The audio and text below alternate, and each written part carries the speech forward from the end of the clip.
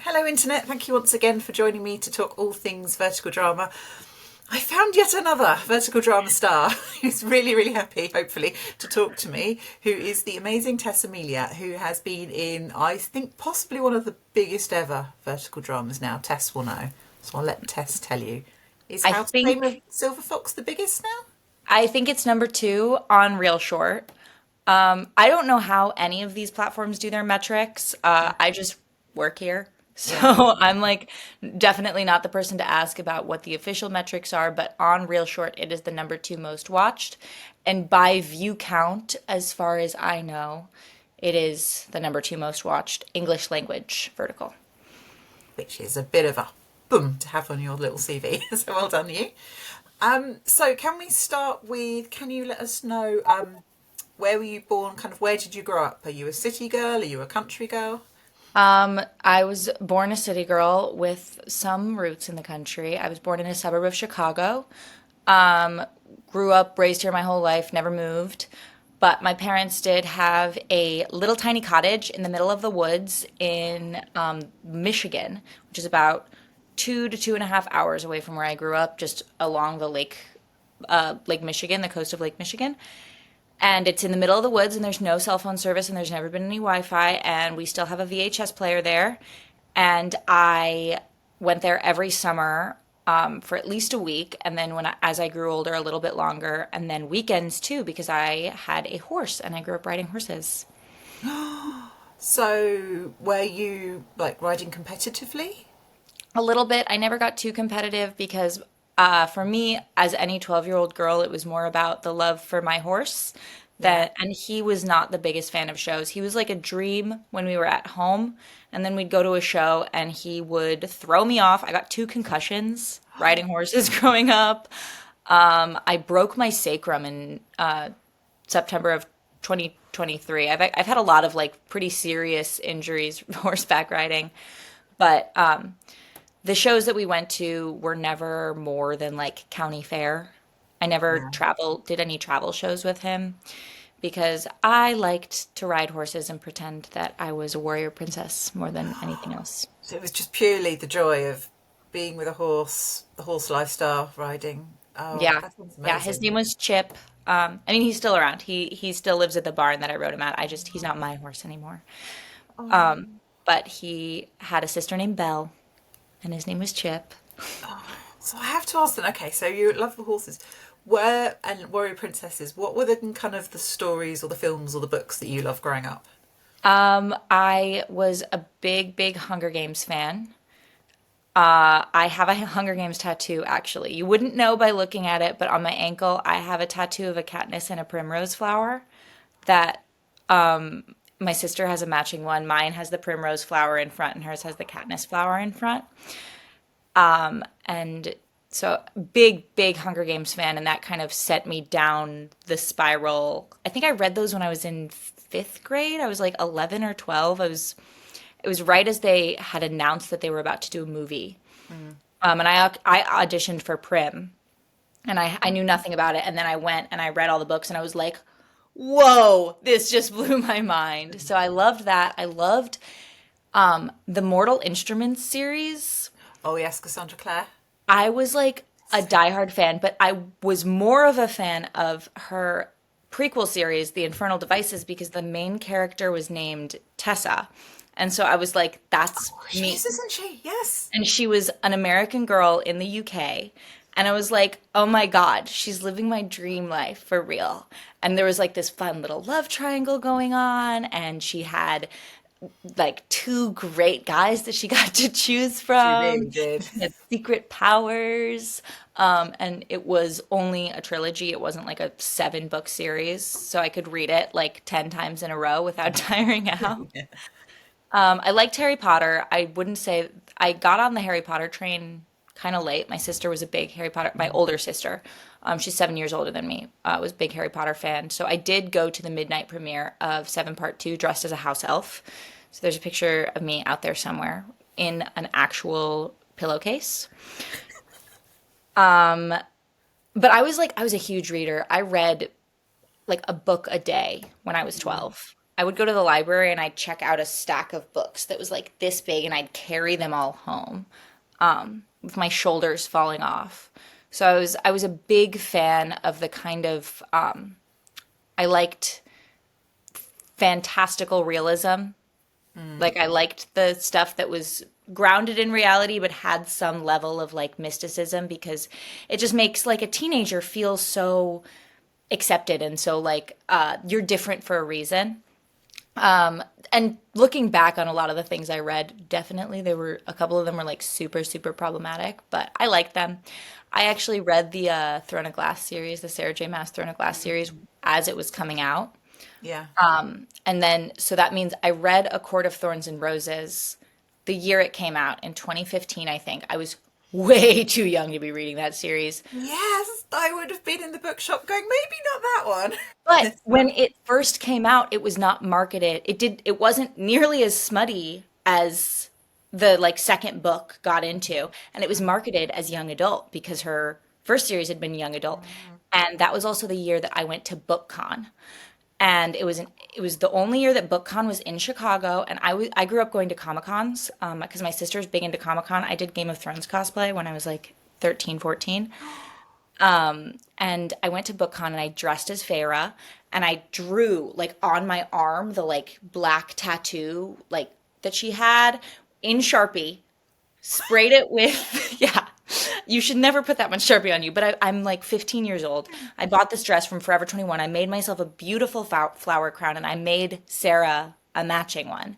And I drew on my arm and I sprayed it with hairspray and then put baby powder on it to make it stay. And I went to BookCon, and the line to meet her was like way too long. So I didn't get to meet her, but I'm walking around the con at the end of the day, passing out. I made a lot of my favorite authors flower crowns, like just all my favorite series. And as I'm walking, I hear her go, "Are you Feyre?"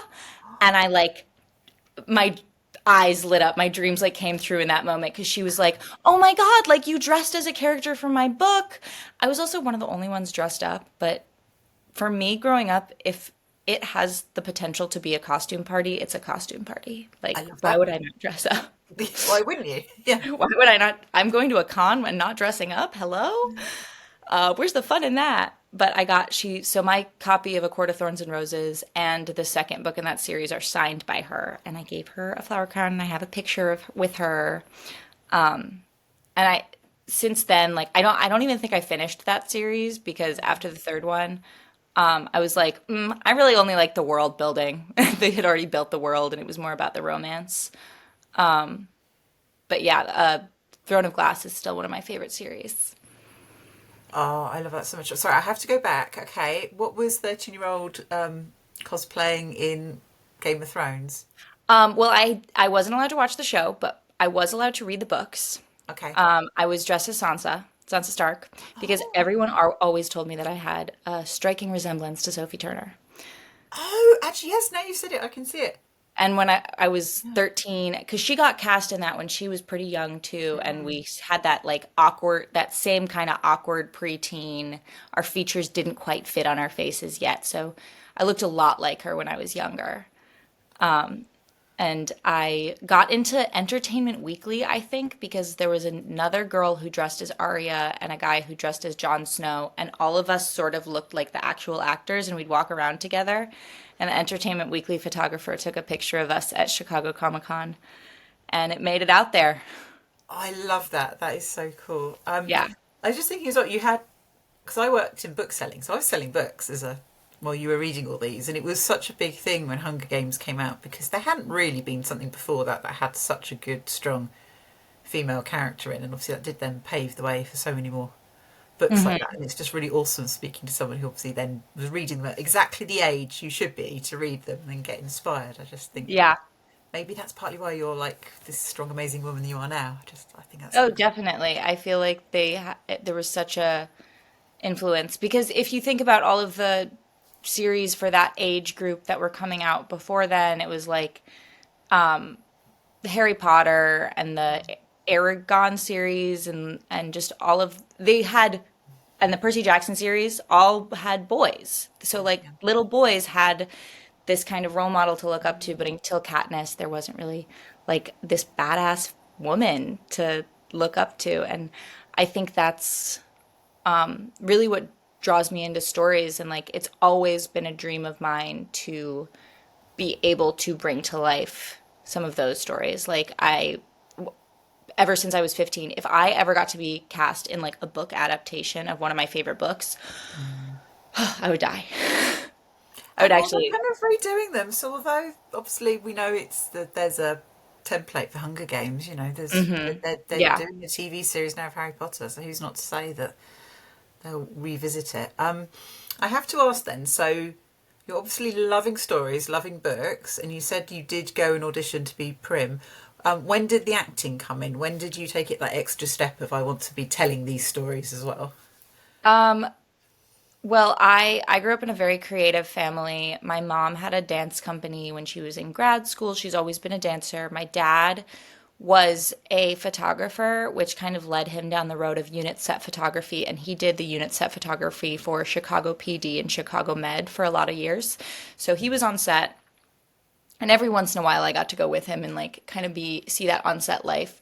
But I was in my very first stage production when I was 4 years old. I wanted to do everything my big siblings did, and they were both acting at the time because, that's fun for kids to do. It's a little activity, especially when you come from a creative family. And so I was in the Lyric Opera of Chicago's production of The Magic Flute in the 2005 2006 season, I think. And I played a Papageno child, and Papageno is a bird man. And all I had to do was there were like 13 of us. We were all in little feathered outfits with little feathers in our hair. And I popped out of a tree stump during the song that they sang. And I pop out, and the lights are on me. And it's this enormous 3,000 seat theater. The Lyric Opera is like a huge opera house. And I just, like, from that moment fell in love with it and wanted to do it forever. And then I got my first on set experience a couple years later. And in a short film, and I was just like, this is awesome. This is so much fun. I've always loved to play make believe. I've always loved to dress up, and I've always loved to tell stories. And so, like, getting to do that as my job, it just feels like I am living my childhood dream. It all feels so aligned for you. It's just like, of course you should be doing this. So when you finished school, did you presumably you went and studied? So what was the path? And almost actually, how do you decide? If you're like, I know I want to act, like, what are the options out there, and how did you decide what courses to take? Yeah, so luckily my mom is a genius, probably one of the smartest people I know in the whole world. And she helped me kind of figure out what the process was. So I got an agent when I was like 9 or 10, I think, and she was sending me out on auditions. And then I was exploring, do I want to do screen acting? Do I want to do stage acting? And I was kind of leaning on the screen acting side. And so I got a manager in LA when I was in high school who really, really wanted me to move to LA after I graduated high school at 18 years old, and just start auditioning or even emancipate from my parents and start auditioning. But I was like not sure I wanted to do that. And there was also a part of me that like still really loved music. I grew up singing, and I was never very good at any instruments, but like I've always been a singer. And I didn't want to abandon that to just move to LA. And I thought maybe I want to go to school for opera and explore that a little bit more because I grew up at the Lyric Opera. I did a lot of roles there. Ultimately, I decided like music was not my ultimate passion, and I didn't think I needed to go get a Bachelor of Music for 4 years. But I always loved musical theater. I always loved Broadway. I saw Wicked when I was 4 years old, and like it changed my life. I listened to it every single night before I went to sleep. I would put it in my CD player and close it and try to get into bed before the bum bum bum, like, because it always scared me because I would turn it all the way up and I would like jump. So I made it probably through Act One before falling asleep every night for like 5 years of my life. And so it just like felt like I shouldn't abandon that. I shouldn't just move to LA. And luckily, I had a lot of resources that were actually telling me what I had to do to be an actor, because I feel like a lot of people don't have that. It's not a cut and clear thing. I knew what websites to be on. I knew what people I should be talking to. I had an agent getting me auditions. I wasn't just trying to figure this out on my own. And I did live next to a big city that had an acting industry, and I had a dad who was a photographer, so couldn't really help me in the industry, but he was in the industry and he knew who he could point me to. And I decided to go to school for musical theater because I loved it so much, and I was like, if I'm ever going to do it, I'm going to do it now. And I went to the University of Arizona for musical theater after a brutal, brutal audition season. I auditioned for schools all over the country and in the UK. And I settled on University of Arizona because they had such a strong acting program as well. And they went over classics, and you had a Chekhov program and a Shakespeare program. And it was very, very acting heavy and not as dance heavy because I'm not super good at dance. And so I did that. And then between my junior and senior year, I did a summer short course at Lambda, the London Academy of Music and Dramatic Arts in Shakespeare, where I met my best friend, Lottie Guidi, who has also fallen into the vertical world. But yeah, we met 3 years ago, actually, in London, spent a summer there together. Because I've always had a passion for Shakespeare on top of musical theater, because it all goes hand in hand to me. First of all, my mom loves Tudor England. Loves it. Loves it. I grew up going to the Run Fair. She's like a Queen Elizabeth enthusiast. Queen I Elizabeth can name all of Henry VIII. got good taste. So yeah, Queen Elizabeth was on it. Yeah. Yeah, but I wrote my second grade when I had to pick an influential figure in second grade and handwrite a 2-page paper. I picked Queen Elizabeth because I was like, I know her. She's a boss ass bitch. Pardon my language, but she was. She was, yeah. So I've always like kind of been immersed in Shakespeare in that way. And so I really wanted to pursue that while I was pursuing musical theater. And London, of course, seemed like the place to do it. And so I have this like other Shakespearean training, and Shakespeare ties into musical theater because it's so big and you wear your heart on your sleeve. In musical theater, someone's going to sing a big 11 o'clock number. In Shakespeare, they'll have a soliloquy. And I think that ties into verticals for me because I think verticals are the Shakespeare of the modern age. Yes! Sorry. Thank you. Yes, I totally agree with you. Okay. Call me controversial. I think that there are a couple writers out there who are trying to bring the poeticism and artistry. I don't think across the board we're getting the same wordplay as Shakespeare. But if you think of what Shakespeare was doing, where he was pandering to the masses, he was churning out plays at an alarming rate. The actors were not getting rehearsal time. They were maybe rehearsing these for 3 weeks, and they weren't even getting the whole scripts. They were just getting their lines. And the whole scripts weren't written down. They weren't written down until the first folio. And Shakespeare didn't write the first folio. They had to take all the actors and put them together. So it was like really, really fast-paced theater intended to just make audiences happy. We were lucky that Shakespeare was also a genius and knew how to do wordplay and knew how to write these things. But where verticals have VO, Shakespeare has asides. Actors look right at the audience and they tell them how they're feeling, and they're saying like, I'm in love with this person who's standing across the stage.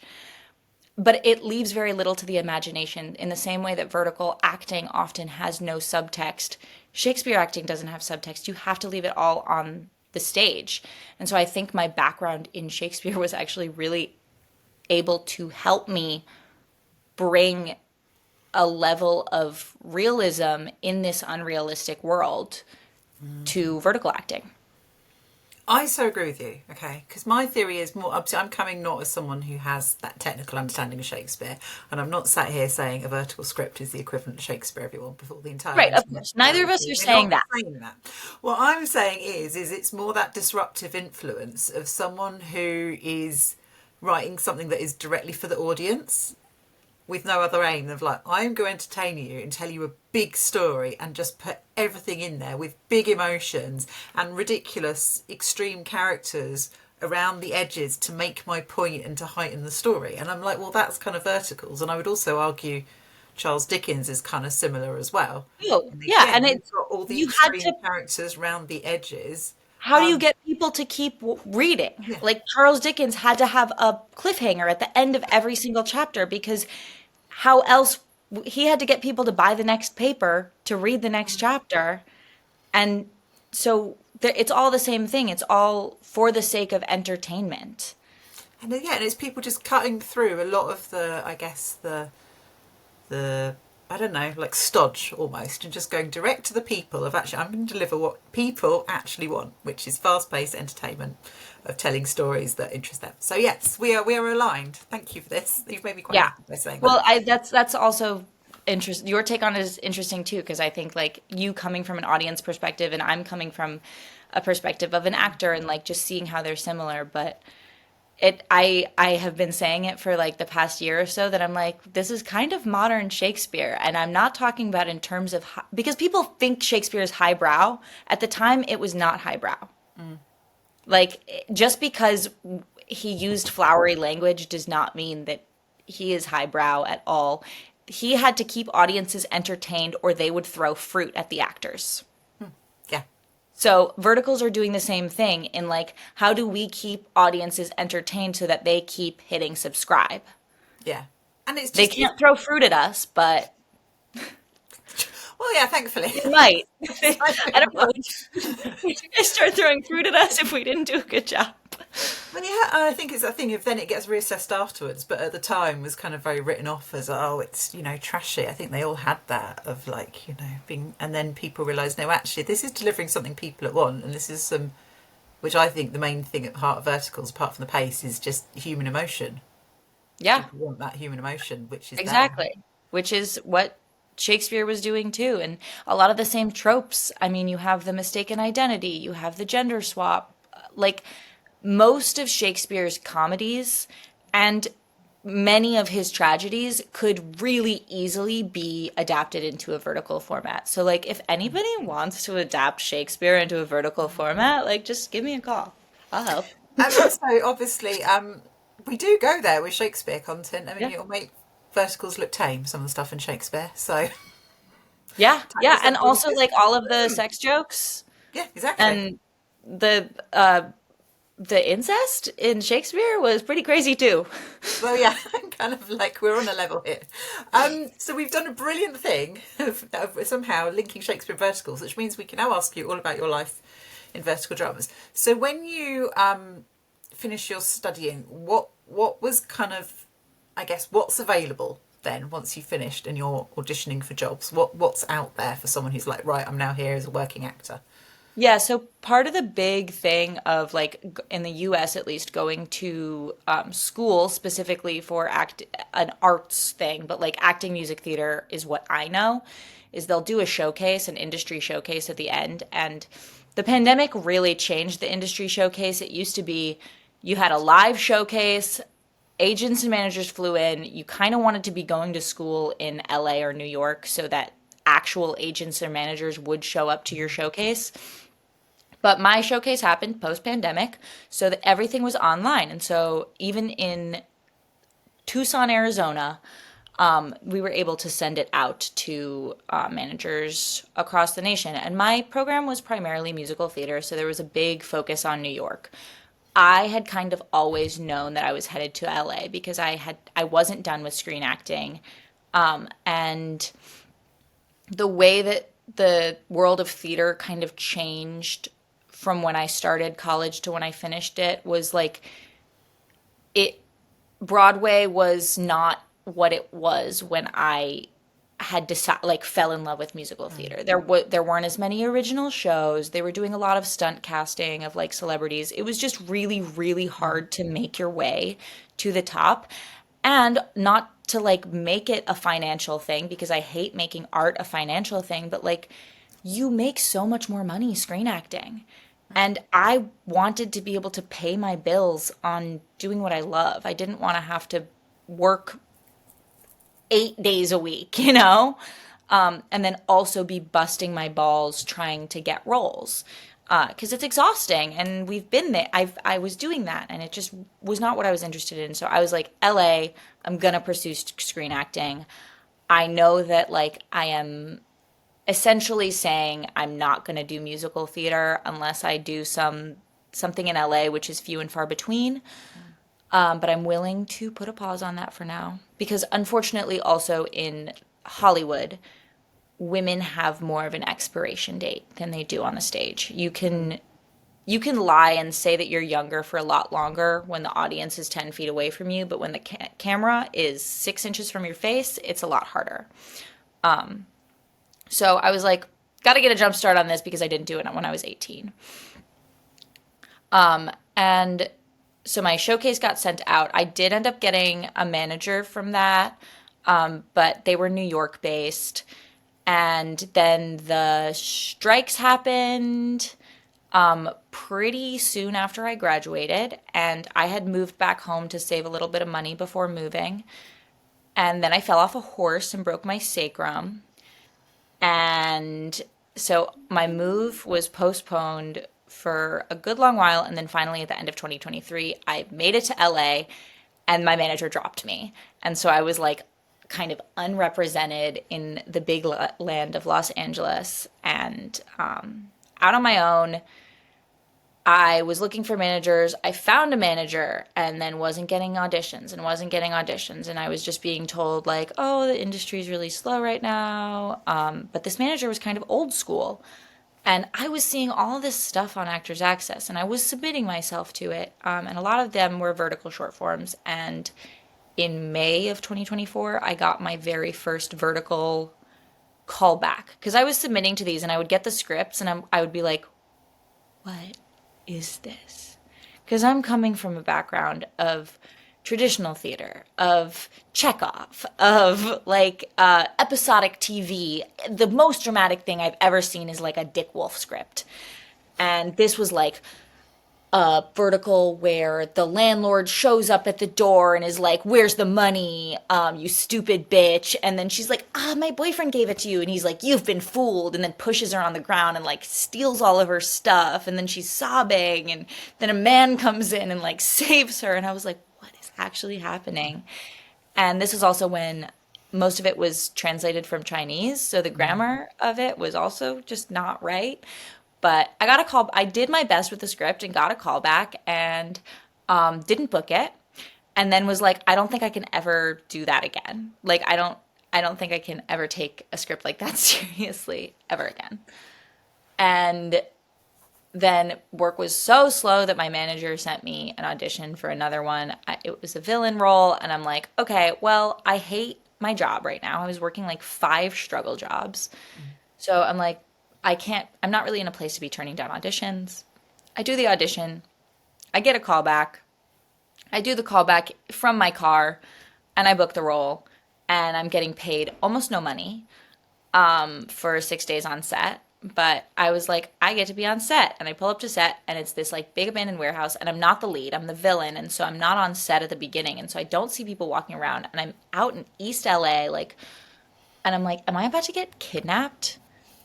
Did I just sign up for a human trafficking thing? And I walk into this warehouse and lo and behold, they are shooting things. There are cameras and there's a crew and everything. And that was my very first vertical. And it was at the time called From Contract to True Love. They changed it since its release to Sold My Special Services to a Billionaire, I think, starring Molly Anderson and Griffin Blasey. And I talked with Molly a lot on that set and she was like, you could do this. Like, I think that she told me how she had quit her day job and this was what she was doing and it was giving her way more time to pursue bigger projects and studio projects. Because at that point also Verticals still kind of felt like this underground world.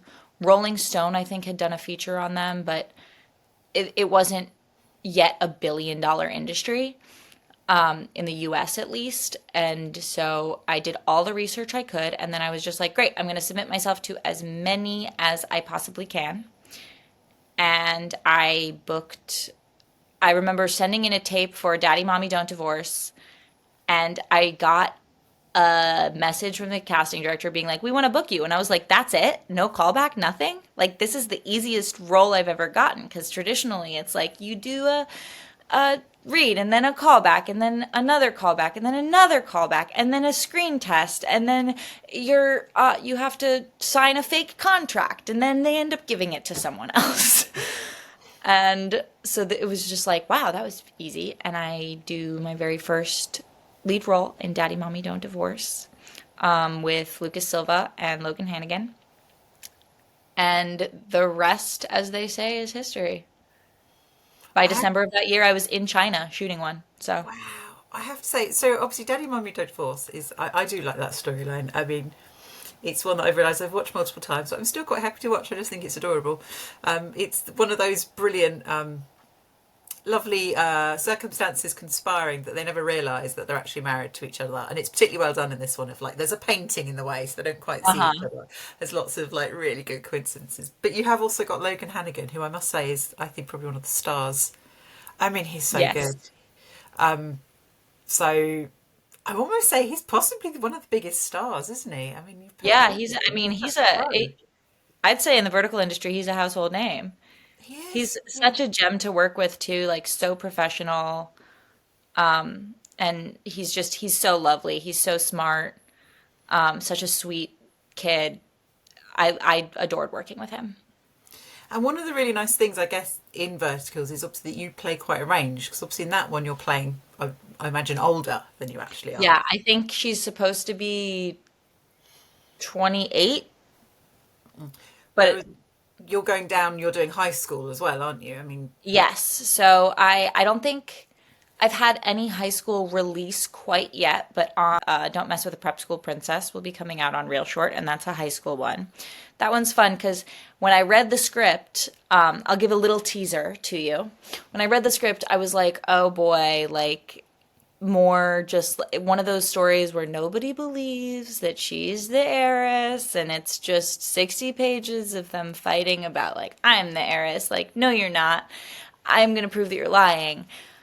But the director, Anthony Finelli, he comes from an acting background as well, and he shoots verticals in a way that I have never ever seen before. Like, I've never worked with before personally, and it's a lot. It pleases my like stage actor brain so much, and he brought such a fresh take to this vertical. I'm really excited to see how it turns out. But I always joke in verticals that there's no walking and talking. yeah. So it feels the blocking can feel very stiff because you're stuck in a frame that's this big. And so I know you've talked about on your page the shots that are really overused because people, it's hard to work with a 9 by 16 frame if you don't get creative. And Anthony did a really good job of getting quite creative. And he would let us block out the scene however we wanted first because it was me and my opposite, my number two on the call sheet was a girl because she was my villain. She was my foil. The boys were like barely in it. But Nadia Wilemski, she's New York based and she also got a degree in musical theater. So we were both coming from theater backgrounds. And so it was just like we got to do our intuitive blocking and like super heightened over the top, like theatrical acting and making it kind of a farce. And so it was so much fun. I feel like we had such great chemistry in that. And then Anthony would take the cameras and pull angles from what blocking we organically came up with. And he's like, it's okay. Like, we're not going to do any super tight shots on you guys because I want you to be able to move. And if I need a close up, I'll pull it from the wide because all of these are shot in 4K. So he edits his own stuff so he can go in and he can take what was a two shot so that we have more freedom of movement and he can punch in for a specific shot in post. Oh, see, that's exciting because I think that's one of the things you don't notice it initially, but once you're in verticals, you tend to watch a lot, and then you realise that I'm seeing that a lot, or even just the kind of the banquet scenes, you realise everyone's standing in a row so that they're all in shot on camera. Uh-huh. And I So think that's Danny exciting. Farber also does a really great job with, and this is just like I can't speak to directors that I worked with like 6 months Mhm. ago or more because I don't think I was noticing these things Mm. when it was still pretty early on. But like Danny, who I just worked with in Turkey, he is always creating movement in his shots, even if it's impossible to do with the blocking. So it never feels stagnant, because I think that a lot of the reason that I have trouble watching these is because the blocking and the camera, everything feels so stagnant, which just like the emotions sometimes fall flat. I think you get more emotional, you get more emotional heightenedness. That's a word. It is, yes. When you It is create a word. more, like there's more momentum when there's movement. 100%. So obviously you're doing well, and then obviously you're in a vertical that then goes absolutely mega. So what is the change just for someone personally when a vertical then takes off like that and goes as big and viral as it does on TikTok and kind of around the world? How is that for you as a person to handle?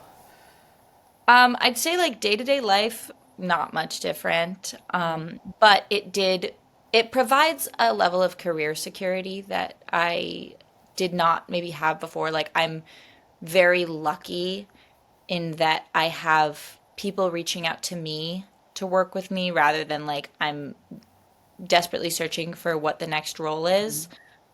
Because I have a proven success, and I think a lot of this industry is like they want someone with a fan base, and like my social media following blew up overnight. It was like I was nobody, and then all of a sudden I had over 50,000 followers, and they're global, and they're messaging me, and I like it. Social media has always been sort of overwhelming to me, but then all of a sudden it's like, oh my God, how am I supposed to mess it? How am I supposed to respond to all of these people who have seen my work, which is like such a dream come true to me, and I'm so thankful to all of them, but there's no way that I can respond to every single person who's reaching out. And then of course there are the weird creepy men who are also reaching out and like being like, "Hey baby, can I have your phone number? Like I would love to see you naked." And I'm like, that's so weird, because also I thought whenever I make one of these, I make it with the intention of a female audience. So it is definitely strange and foreign to me when I attract male attention from that. But I think over that, besides like the one icky part of like weird men coming and Unfortunately, there, wherever you are on the internet, the weird men follow, sadly. yeah, I think that weird men are a part of kind of any industry. But for the most part, it's been like I've been so lucky in the people that I've been able to reach and the work that I've been able to get. And I think just having any degree of expertise or notoriety or success in this industry makes it so I can be more discerning with the scripts that I pick out.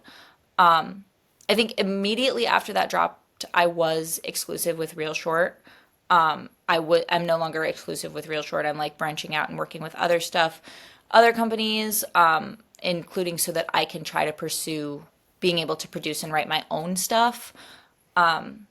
So it's, but like the job opportunities are fruitful when you have a success, and I'm really really grateful for that. So I think that's really good for people to understand that obviously as viewers, obviously people love it, watch and rewatch, but also what it does for you as actors, which clearly it opens doors, gives you more opportunity and a bit more choice. Yeah, Think which is I really love, because it's kind of a cycle of like I had this success which gave me a platform. Like whether or not I asked for it, I now have a sort of platform.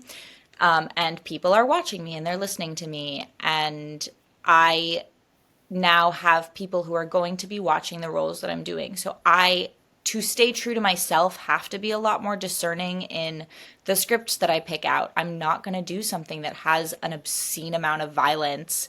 If it's just trauma porn for 90 pages, I'm not interested in that as an actor, because that's really hard on my body for a 10-day shoot.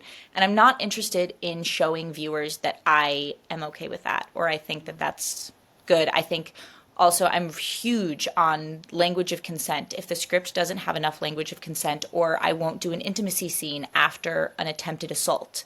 If there's like any of that, I have to be really cognizant of the fact that not only are there, millions of women out there, there are teenagers watching me. There are weird men who I don't want to signal that that's okay. it's just any slew of people.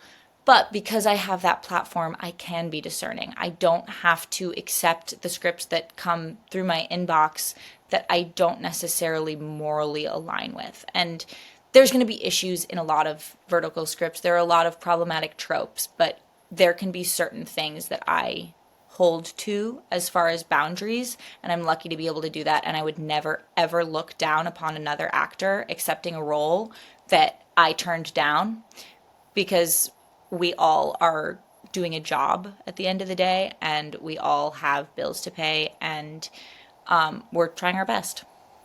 I think that's the key thing. People have to understand it's like people are trying to make money here.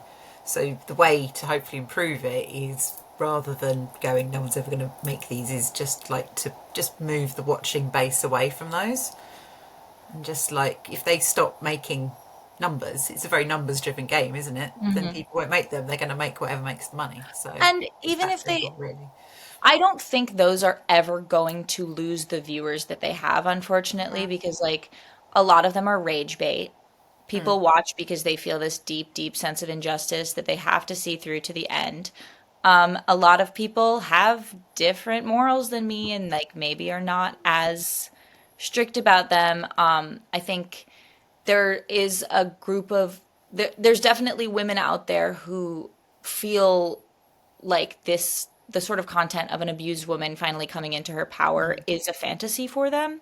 And I would never discredit that. Like, if you feel like you are in a situation that you can't get out of, and you feel like watching a story in which a woman is able to get out of that situation, like, all the power to you. And I wouldn't ever want to discredit someone's experience in that way.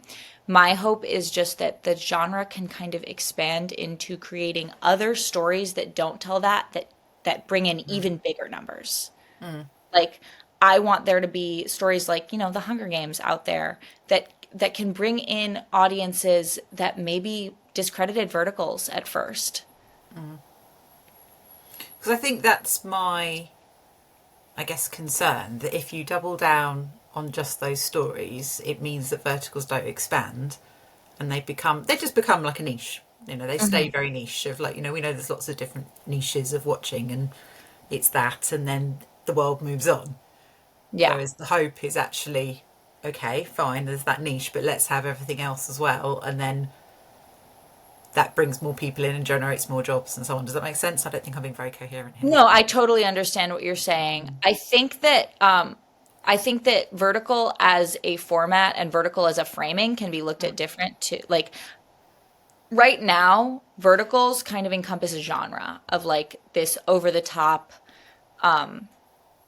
short, like fast paced storytelling, addictive scrolling type thing, where you see things like on Instagram, eavesdropping and Dana and the Wolf, and things that can be framed up vertically that still have that like quick bite-sized storytelling, but are not falling into these tropes.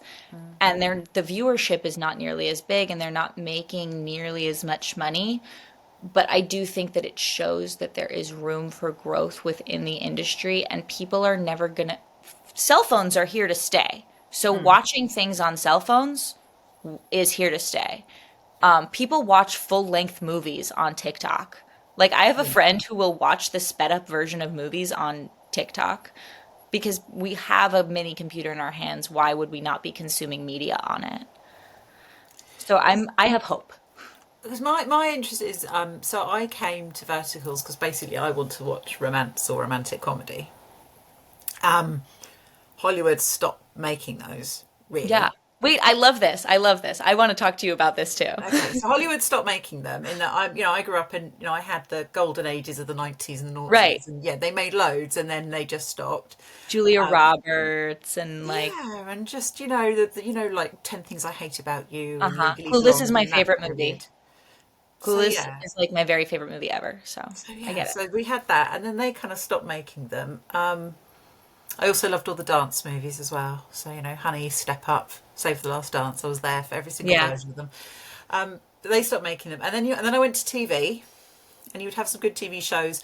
The amount of ones that got cancelled, where I was invested in the couple, and then it got cancelled, that started winding me up. I think particularly once Netflix came in and got a bit more brutal, I think Yeah. I feel like they were less sentimental because Oh, sometimes I felt like I before, had so many Netflix shows that I loved so much yeah, and then that just I didn't think have they're just views. so like boom, gone, and there's no like Yeah. with the fans and maybe do a bit more for the fans, and that's like gone. And then the other issue as well, I think, is the length of time. So I always say Bridgerton and Virgin River are probably a similar viewership, but you get 10 episodes a year if you're lucky, and then you're like, now I've got nothing else to watch. Right. Then I was at Hallmark, so I spent quite a long time in Hallmark, which does eventually. They were a lot more original to start with. They played around a lot more with the format, but then sort of doubled down on the exact thing. And then I also think the other issue with it was the stakes aren't high enough. So sometimes there is still that comfort of, you go to that Hallmark town and everything's wonderful, but Uh-huh. actually as the world's deteriorated around us, it's too far Well, removed from that's like I daily life being will hard. I will never discount, like, I am a sucker for a savior complex. As feminist as I am, I like love when a man bursts in and like saves the day. I do. But yeah, I so I think do. that's fine. There's nothing wrong with that. But yeah, I think Hallmark kind of was like I kind of had watched But enough. you lose that if you lose stakes. You don't Losing get stakes. anyone coming in to save the day. It also coincided when I set up my own business because obviously that's always the bad thing that she's running her business in the city and she has to stay. And I'm like, oh, Yeah. I'm the evil person in Hallmark now who Yeah. wants to run her business. But never mind. Yeah. And then I found Chinese and Japanese dramas and Korean dramas which do romance brilliantly. So I was quite happy there. But then just the length of them, and I was struggling with the length. I had a lot of stress going on in my life and I couldn't focus, and I don't like dubbing. And then that's when vertical dramas crash landed in. But particularly last year, I mean, I always think that was like the golden era of Reelshort, what they were bringing out last year, of just the quality of like basically romantic comedies. It's astonishing of what was coming Totally. out. And also the one you mentioned that you did with Molly and Griffin. I mean, it's How I Sold My Special Services to a Billionaire. It's one of the best romantic comedies you will ever seen. It's got some of the funniest scenes it's like made me howl with laughter, that one.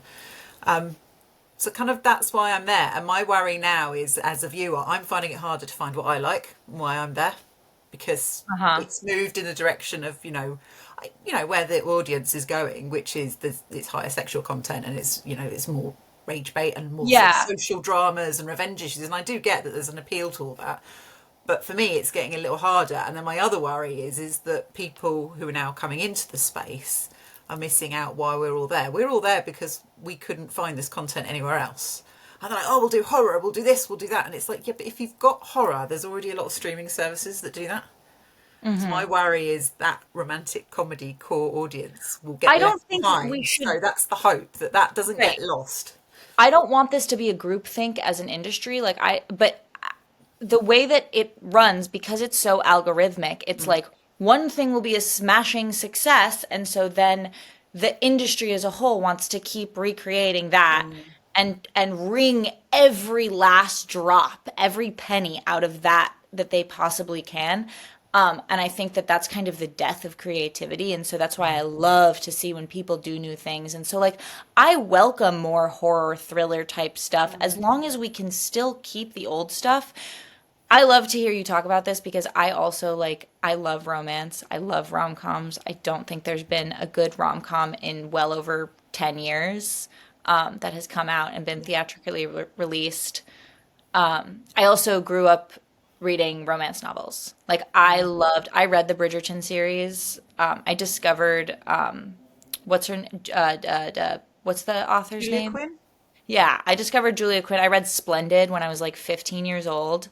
And I loved the like formulaic. I love a bodice ripper, like specifically a Regency romance. That was always my genre because I felt like the high stakes and the gender roles were kind of justified there. Once Yeah. you put it into modern times, it was like, can she stand up for herself? Is she not like a modern woman? Why is she a virgin? Yeah, the She's a society setup makes it 25-year-old work, doesn't adult it? woman Yeah. in 2010 and she's a virgin and they're all virgins. Like a save for like religious reasons and moral reasons, of course, but I'm like, why is this a big plot point? Whereas like, sure, in 1812 we can make that a plot point. She doesn't know what sex is. Like, I'll take it. So I like loved romance, and then I also played in high school the game Episode, which is essentially Verticals, but it's like an animated game, and you make the choices. It's like a choose your own adventure type of stuff, but it still has all of the ridiculous like plot lines of Verticals, and it's all romance driven. And I read and wrote fan fiction. Like I loved fan fiction. And I too had a lot of like shows on Netflix. Like I loved Spinning Out. That was like the figure skating one, and Tiny Pretty Things was the ballet one. And I loved Degrassi growing up too. So I loved this like high drama romance. I loved like those YA television shows that they don't really make to that degree anymore. Like I feel like Riverdale really marked the death of a good young adult TV show because it spiraled down so The Summer I Turned Pretty is kind of bringing it back. But like the OC and 90210 were like great teen shows, Gossip Girl, which they ruined with the reboot. And I always felt like when I got into these, I always felt like I am almost the target demographic. I am so adjacent to the target demographic, and I really, really could like these if we weren't stripping girls down in the middle of the street. Yeah. Like so many of the tropes, even I can even take getting like liquid thrown at you. I was a big Gleek. I loved Glee as it was coming out. Like that was one of my favorite shows. Yeah. Glee and Smash, because I was a music theater girl. So like the slushying in Glee was like a trope, and it was funny, and like so I think that we can do stuff like that in Verticals and it can be funny. I posted a TikTok on my page of the one that I just did with Danny in Turkey, where it originally it was like she's supposed to get a smoothie dumped on her head, and I was like, can we do like a Glee slushy? Can she get slushied? Because she's a new girl and she's a nerd, and it's like, yeah, the mean girls come up and they slushy her because she's like, stay away from my boyfriend, and they slushy her. Like classic. I I love that. can. That's a sort of humiliation that I can like. Actual bullying is one thing because then you can make teenagers feel seen. Of like, I got bullied in high school. One of the actors on set, even when we were doing one of the bullying scenes, she was like, "This happened to me," and I was like, "Really?" And she's like, "Yeah, this happens at my school."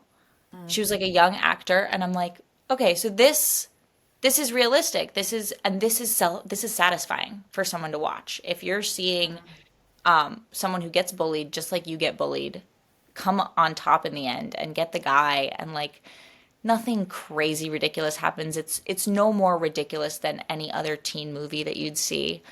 I would watch this, and I that was what was so exciting about this project that I just shot with Danny is I'm like reading the script and doing it and seeing the shots that he was showing us. I was like, I think that if this came out when I was 16 years old, you would have a vertical viewer on your hands.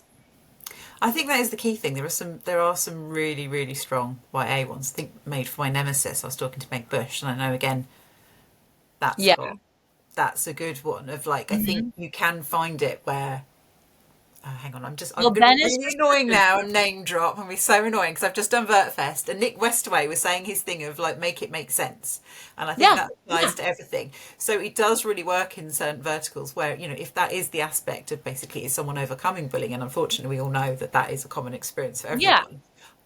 There has to be stuff. So I'm not saying there shouldn't be anything to overcome, Right. I'm not but it's against just an getting it right, underdog. isn't it? Rather, Right. and we can all tell when we're watching of like it's there for the story, or it's like that is just literally put in for clickbait. And we're Well, not even stupid. We know that as viewers. all of the books that I read growing up, it's like you have an underdog. You have your main character feels different and like they come out on top. I don't think that always has to be done in the way that Verticals do it, where it's like an obscene class difference or the, like we really I think we're knocking these women too far down in a lot of cases. And I would love to see a vertical where we can play with other ways to bring two people together. Like we don't have to have such a starting point for the female lead where she's like so far down. Because it's hard, and it feels like then I end up playing as an actor the same thing again and again and again. It's that like doe-eyed sort of who me character, and I want these characters to have agency. And like that was what I had so much fun in How to Tame a Silver Fox, playing Harper and giving her, like, she was making mistakes and she had agency, and she was like, she was sassy. And was she like the strongest girl in the world? No, but she was in college and young and was allowed to like make little mistakes. And I think the most important thing was that she knew what she wanted and she chased it. Yeah, I 100% agree with that and that character. Yeah, it's not a doe-eyed, oh, rescue me from everything. And I think that's what you can watch one or two, but then you're kind of done with that and you want something a bit more interesting. Right. And of course you have the big bullying scene in the beginning where she does get bullied by the all of those mean girls, but like that is to bring people in, and then the rest of the story is really more about the dynamic between her and Chris. And that was just really fun to play with. And then her and her best friend too. Like I had so much fun doing those scenes with Jade because Jade is so funny. And we just had a blast doing the silly scenes. And I love comedy. Like I've always loved comedy. I wrote some sketch comedy in high school and like directed our student run sketch comedy show. And so that is always going to call out to me. And I think that there's so much in verticals to be able to play with. And I love to talk to viewers like you who are coming from like, I just want the romance. Because me too, girl. Me too. Like, I love a good romance. So I have to ask you, because you kind of led into it about said writing. I know that you're writing things, and I know one of the things I've talked about is pirates, because I'm just like, Yes. why would you not put pirates in a vertical? I mean, what's better for like over the top, big stakes It drama? justifies the life or death stakes, shirtless guys.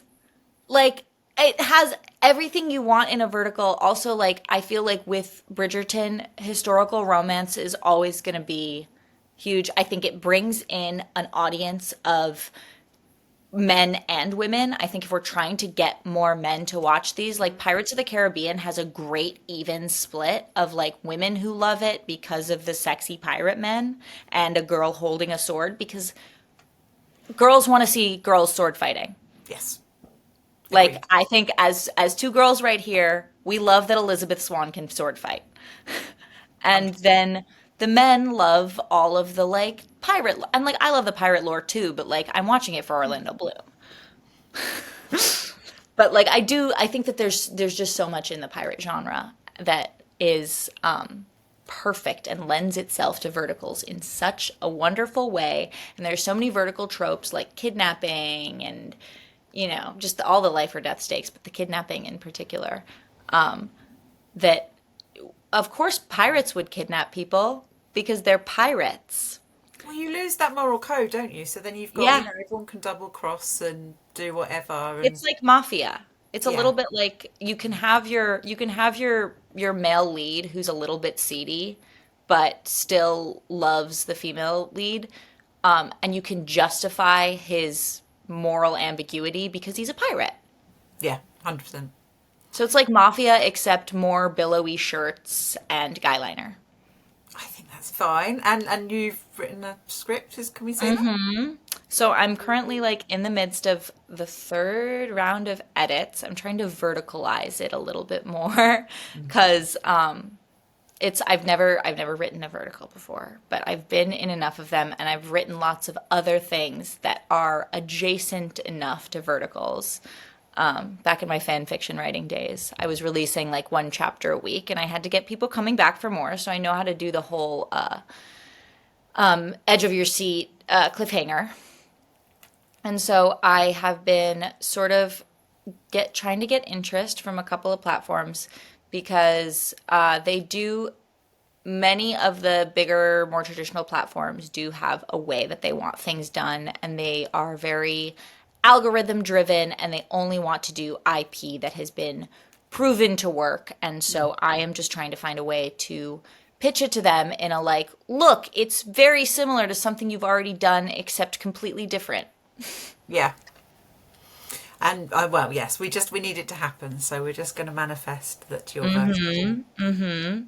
And I really want a sword fight because two dreams of mine. One, to be able to write a role for myself, and two is sword fight because I am SAFD, actor combatant certified in broadsword and rapier and dagger. So Ooh, I can sword fight on for the screen. So I let me love that. You've just gone. let me. I can use a sword. So I have to ask you: is Lottie also qualified? Could you sword fight Um, together? she does have some stage combat training. She's not certification is really like you don't need to be certified to have a sword, but she definitely has some training. And we did when we did Romeo and Juliet at Lambda, we were Tybalt and Benvolio.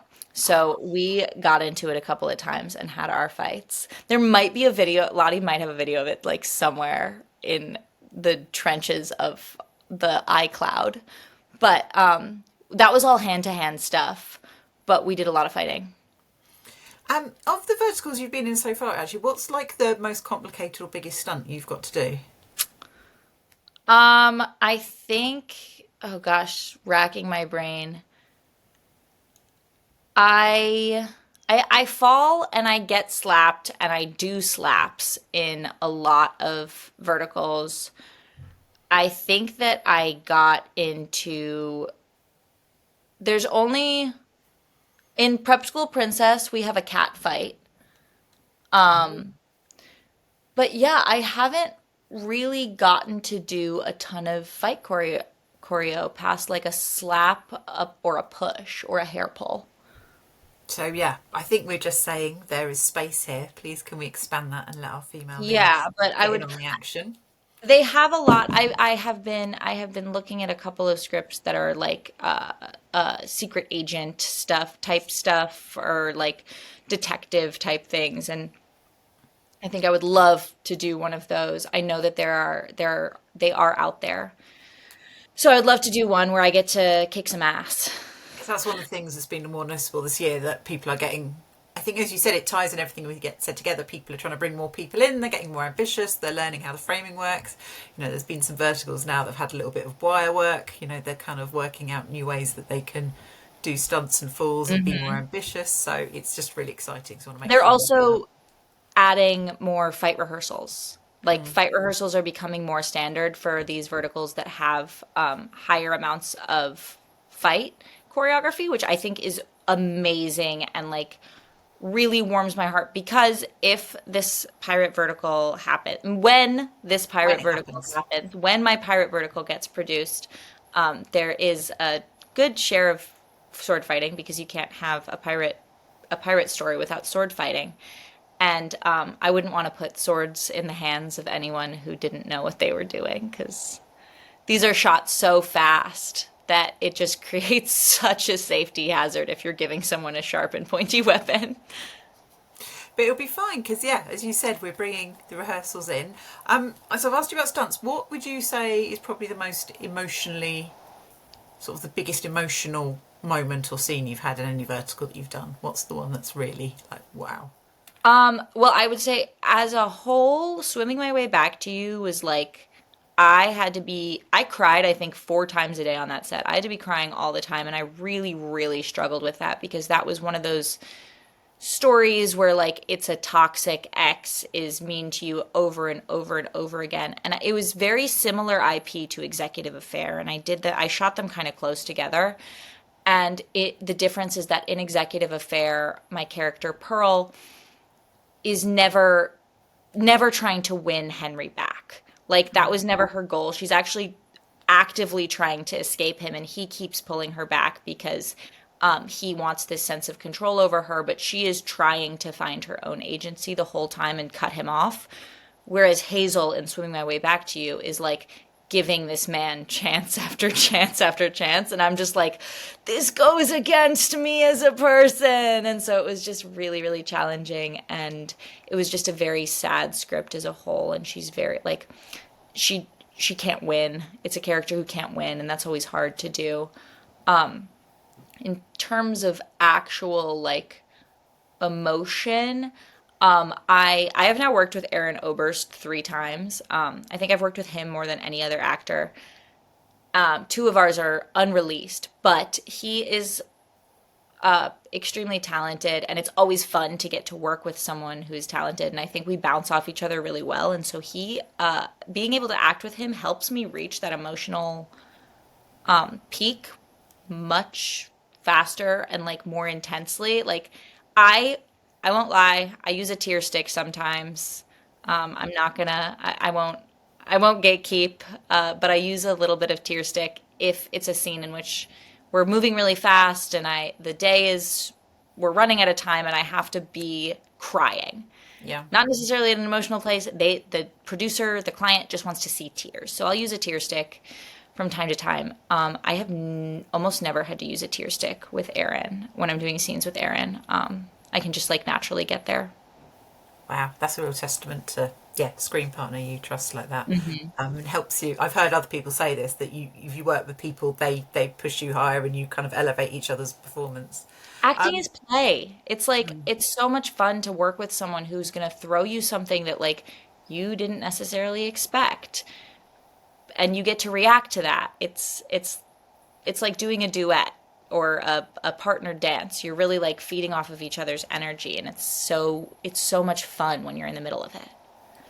And then what's the role where you've laughed the most, or sort of got the funniest behind the scenes story on? The role that I've laughed the most, I would say How to Tame a Silver Fox, definitely. Like Jesse is someone who I do gig. Jesse and Aaron both. We cannot keep it together on set. I feel like How to Tame a Silver Fox, though, probably the most, because there were just some ridiculous lines in there during the intimacy scenes, and I get really giggly during intimacy scenes. I think it's something about the vulnerability of like being in the middle of like, oh, you're about to kiss someone, or like you're not wearing very many clothes, and you're just in this kind of weird space where I'm like, I'm at work, but I'm in a bra and underwear in front of all my coworkers. And so it's definitely like a little awkward and I get really, really giggly. So a lot of my shows that have a lot of high intimacy, you can bet that I was laughing through those a lot. Okay, that's actually a really helpful point of making. Actually, yes, you're in work, but you're in your bra and underwear. So It's awkward. There's no way around it. There's no way to be like, this is completely normal and an everyday. There's no other job in which like you have to kiss your coworkers. yeah, We're kind of in a crazy career. I'm like, now, is there another job? I can't think of another job off the top of my head. So just going forward, I guess, what would be the your hope for, I guess, kind of the next 6 months in Verticals? What would you love to see that would make you go, yes, it's gone where I want it to go? I would love to see. I would love. This is a pipe dream. I would love slightly longer shoot windows. I think that like everyone on these sets is so talented and professional and has such a large like slew of work that they've done that they're really proud of, and I think it's sometimes hard to do work that you're proud of when you're given almost no time at all. So I think just like expanding the time frame, even by a little bit. Like I think if we could make it so instead of shooting 15 pages a day, we're shooting like no more than 12. And I think that really, really lovely work can be done there. And it's still much faster than traditional Hollywood. And I would love to see the stories evolve. Like, I want to see, even if they're filled with tropes, because that's what makes romance fun. Like, that's what makes a rom-com fun, is like they hate each other, but they have to share a bed. Or like it's your brother's best friend, so there's some degree of like forbidden romance. I love a hate to love or a forced proximity and stuff like there are tropes that they're tropes for a reason because Can I people just like say them. Grumpy Sunshine? Where are the Grumpy Sunshine romances? Yeah. And I think that we can You take happy those people. tropes and we can put them in new, fresh packaging, um, instead of just doing the same story over and over again. Because that's what's happening is we're taking the exact same story and we're changing the dialogue, but the story and the pacing and the conflicts are all the same. And I think that there's so many creative people out there. I know that people are writing these scripts, and I would love if people, if the money makers, if the EPs and the platforms were just willing to take a little bit more of a risk. But I think that that also comes down to just viewership and trying to build up. I think it has to be a slow progress because I think we have to bring in those viewers that want those things. And I think that there are several platforms that are doing a really good job of kind of bringing them in. Like, I know that a lot of people who have never watched Vertical before started watching Candy Jar because it is more similar to a traditional rom-com. And I think that we can really cultivate that type of viewership in people who want to see higher quality stories and shift that into the script writing and the production process. I think it will happen. I think there's so many good people Oh, I working believe on it. and it's already coming through. I mean, you can see more and more scripts are just, yeah, that it's There's coming. only so People. many times we can watch someone cryogenically freeze themselves to get back to the cheating husband before we need a new story. It's quite appealing though, as a middle-aged woman. You're like, oh, it'd be quite nice to be cryogenically frozen. I wouldn't have to answer my emails for a bit. That's Maybe the that's why the appeal. story I is don't want to doing wake so up. I well. just want the peace and quiet. So, Right. yeah. Everyone's like, I'll watch this one just because, my family is also annoying to me, and if I could cryogenically freeze myself to Do get you know out what? of here. They should all be watched over Christmas, shouldn't they? That would be the Yeah. ultimate fantasy. It's Hmm. fine. I'm not really at Christmas dinner. I'm cryogenically Yeah. frozen. That's what it is. Yeah. I signed, and here's my death certificate, so you can't ask me for anything because I'm dead legally. Actually, sorry, that's a tiny question I'll ask at the end. I'm sorry, I've taken so much of your time. No. Christmas verticals, I reckon they're going to come as well. I reckon we'll have the Christmas There theme. are a couple out there, like the Seth and Nicole one, the homeless billionaire for Christmas. I Yeah, know Cayman did one. I think there's going to be more. That's what I reckon will be the next little phase. Yeah, I think that holiday ones just feeding off of the Hallmark train. You got to do your holiday ones. I think a Halloween one would be really fun, like a Halloween Town type. I love like or Practical Magic. Yes. Oh my goodness. Practical Magic would be great because you still have your abused woman in that.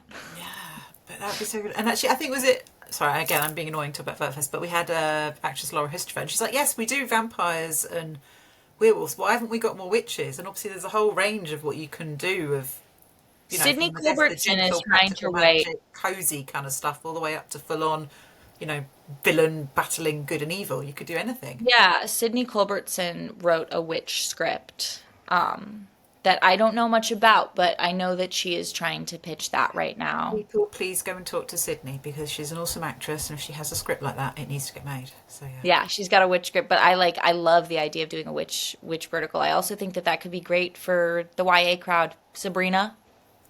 Well, I'm thinking, what was it called? Oh, I can't remember. Teen girls The love witches. the craft. That's it. Yes. Teen girls love witches, They and do. teen girls will spend money to watch witches. They will, 100%. Right. Well, we've come up with loads of solutions here. Everyone just needs to watch this and make it all happen now. Mm-hmm. I can't thank you enough for your time, and just Thank you also so for much, being Jen. such a thoughtful and interesting person just to talk to about verticals, about someone who's really thought about it and is really committed and interested to where it goes. So just I thank you. love your insights on it. I think everything that you are doing for this space is like I agree with and I stand with, and like every single post that you have, I want to be like repost, repost, repost. I want to say this too. Yeah, honestly, you're a superstar, and I appreciate it. You're a superstar. Thank you.